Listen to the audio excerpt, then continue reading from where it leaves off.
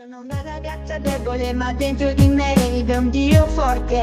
Io ce la farò con Gesù.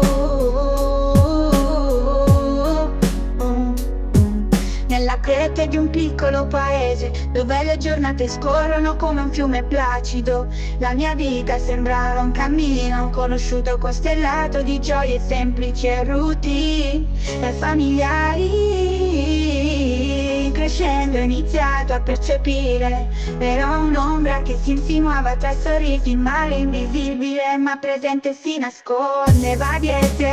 Oggi trovo dentro volti vaporari, ogni parola tagliente, ogni sguardo indifferente sembrava un colpo al cuore, ma ho trovato Gesù, il mio vero amore, e desiderare altamente qualcosa che potesse darmi speranza.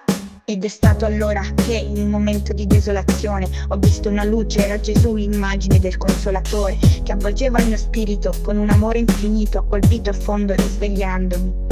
Il suo messaggio risuonava dentro di me: alzati, lotta, non fermarti più.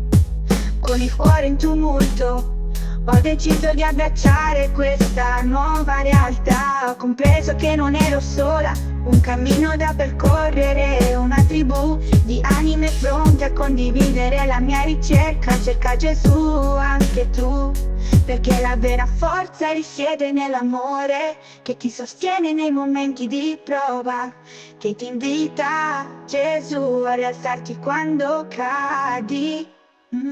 Un tempo per un piccolo paese dove le giornate scorrono come un fiume placido, la mia vita sembrava un cammino conosciuto, costellato di gioie semplici ed utili, amici, familiari.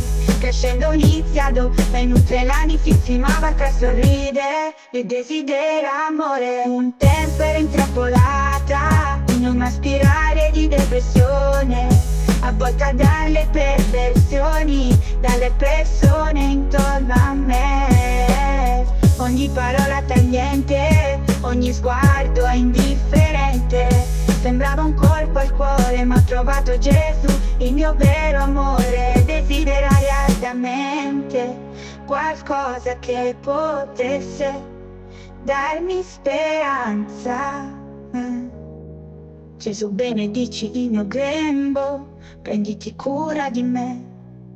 Prego con fervore, con ogni parola che produce il mio cuore.